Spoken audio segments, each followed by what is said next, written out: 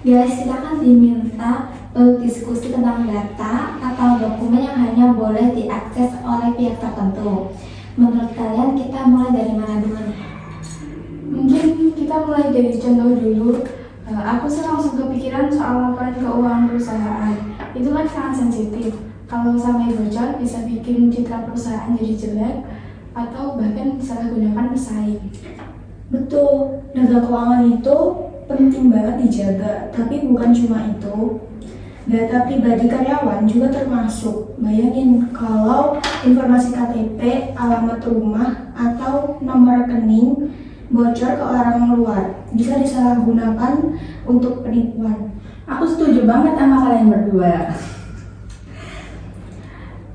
Selain itu, jangan lupa dokumen strategi kayak rencana bisnis, jangka panjang, inovasi produk, hook baru sampai kontrak kerja sama dengan mitra. Kalau itu bocor, kompetitor bisa curi ide atau strategi kita.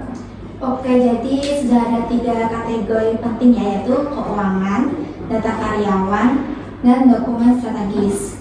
Menurutku ada satu lagi sih, yaitu data pelanggan. Karena biasanya perusahaan punya database besar yang isinya nama, nomor HP, email, sampai preferensi belanja pelanggan. Iya, itu benar. Data pelanggan itu sangat sensitif. Kalau bocor bisa jadi bahan spam, penipuan, atau bahkan pencurian identitas. Jadi memang harus terbatas aksesnya. Jadi 4 kategori besar ya: keuangan, data pribadi karyawan, dokumen strategis, dan data pelanggan. Nah, sekarang mungkin kita bahas alasan kenapa aksesnya harus terbatas. Kalau menurut aku, alasannya itu ada 4. Yang pertama, menjaga kerahasiaan. Terus yang kedua, untuk melindungi privasi individu. Terus yang ketiga, menghindari kebocoran informasi. Sama yang keempat, memastikan data dapat dipakai sesuai dengan kebutuhan kita. Aku tambah satu lagi ya. Selain itu ada aspek hukum juga. Misalnya sekarang kan ada aturan soal perlindungan data pribadi. Jadi perusahaan bisa kena sanksi kalau kalian menjaga data.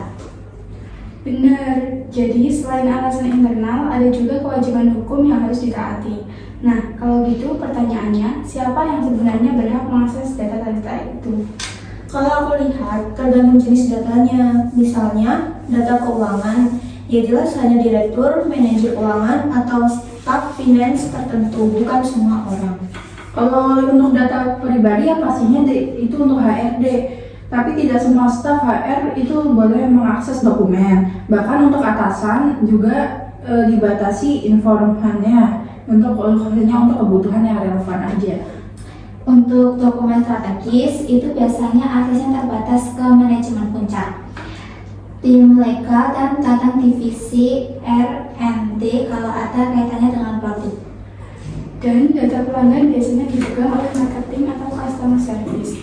Tapi tetap harus ada pembatasan, misalnya hanya bisa dilihat sebagai data, bukan semua detail.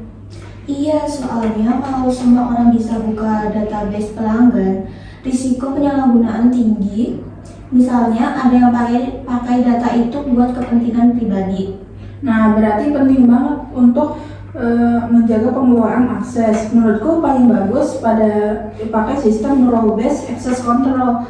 Jadi setiap orang hanya bisa akses sesuai dengan perannya masing-masing. Setuju, jadi misalnya seorang staf keuangan hanya bisa buka laporan tertentu, tapi nggak bisa akses data karyawan. Atau tim marketing bisa lihat pola belanja pelanggan, tapi nggak bisa lihat nomor rekening mereka. Selain role based, sistem keamanan tambahan juga harus ada, kayak password, autentikasi, 2 faktor, dan enkripsi dokumen. Dan jangan lupa ada pencatatan log. Jadi kita bisa tahu siapa yang terakhir membuka atau mengubah dokumen tertentu. Kalau ada masalah, bisa ditelusuri. Aku juga merasa harus ada aturan internal yang jelas.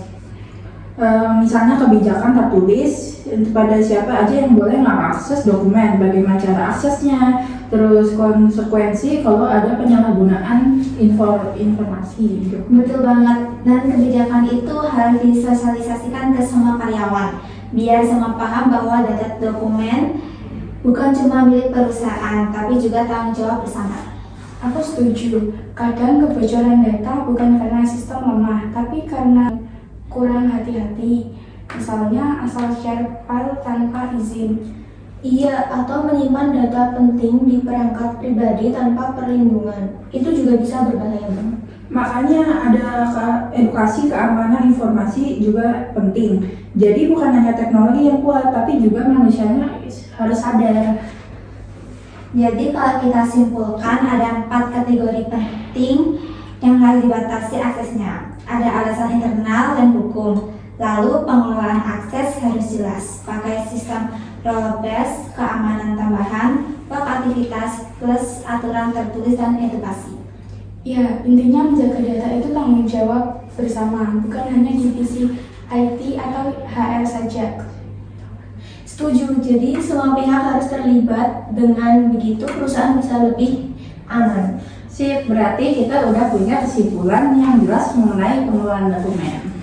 Oke, jadi kesimpulannya kita sepakat data tertentu hanya boleh diakses oleh pihak berwenang sesuai peran dengan pertimbangan sistem dan aturan yang jelas. Setuju semua? Setuju.